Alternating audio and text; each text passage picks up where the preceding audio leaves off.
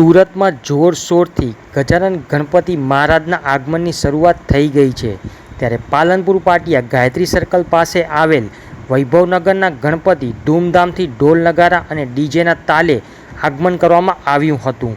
આ વખતે એમની થીમ હતી અઘોરી, કેમ કે અઘોરી શંકર ભગવાનને પ્રિય હોવાથી આ થીમ રાખવામાં આવી હતી। આ ગ્રુપ દ્વારા ગણેશ મહોત્સવ દરમિયાન રક્તદાન તેમજ ભંડારો તથા છોકરાઓ માટે અલગ અલગ રમોત્સવ વગેરે પ્રોગ્રામ કરવામાં આવે છે।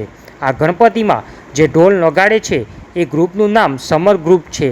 આ ગ્રુપમાં 60થી 70 સભ્યો છે, જેની અંદર 5 વર્ષથી લઈ 50 વર્ષ સુધીના લોકો અંદર ઢોલ અને તાશા વગાડીને આજે પણ ભારતીય સંસ્કૃતિને અખંડ રાખી છે।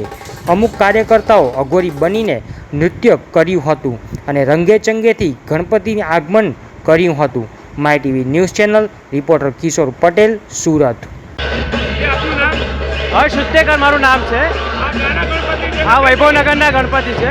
ઘણા વર્ષોથી અમે આ પ્રોગ્રામ કરીએ છીએ, ધૂમધામથી કરીએ છીએ અને દર વર્ષે અમે નવી નવી થીમ લાવીએ છીએ, નવા નવા કોન્સેપ્ટ લાવીએ છીએ અને અમે સમજો ને કે 25 થી 30 વર્ષથી અમારો કાર્યક્રમ ચાલુ રહ્યો છે। આ વર્ષે અમારો કોન્સેપ્ટ છે અઘોરી, એટલે આપણે શંકર ભગવાનને બહુ જ પ્રિય છે એવા અઘોરીઓનો અમારો કોન્સેપ્ટ છે। અમારામાં રક્તદાન થાય છે, આપણે ભંડારો થાય છે, એવા વિવિધ પ્રોગ્રામો થાય છે। બીજો મેસેજ શું આપો સમાજને મેસેજ કે આપણે આપણા હિન્દુત્વ તરફ આપણે આકર્ષાવવું જોઈએ, આપણો ધર્મ આપણે સમજવો જોઈએ અને આપણી જનરેશને પણ એ સમજવું જોઈએ કે આપણો ધર્મ લુપ્ત થાય છે। જે મારું નામ વૈભવ કદમ છે। અમે સમર ગ્રુપ તરફથી અહીં આજે ઢોલ વગાડવા આવ્યા છીએ।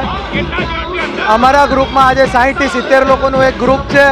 અમારા ગ્રુપની શરૂઆત 2008થી થઈ હતી અને આજે 5 વર્ષથી લઈને 50 વર્ષના વૃદ્ધ સુધી અમારા ગ્રુપમાં ઢોલ અને તાશા વગાડે છે અને જે ભારતીય સંસ્કૃતિને જપવાનું કામ આજે અમારું આ ગ્રુપ કરી રહ્યું છે કે આજે આખો જગ જ્યારે ડીજેના યુગમાં જીવી રહ્યું છે ત્યારે અમે આ ઢોલ અને તાશા દ્વારા આપણી આ ભારતીય સંસ્કૃતિને જાળવવાનું એક કામ કરી રહ્યા છીએ।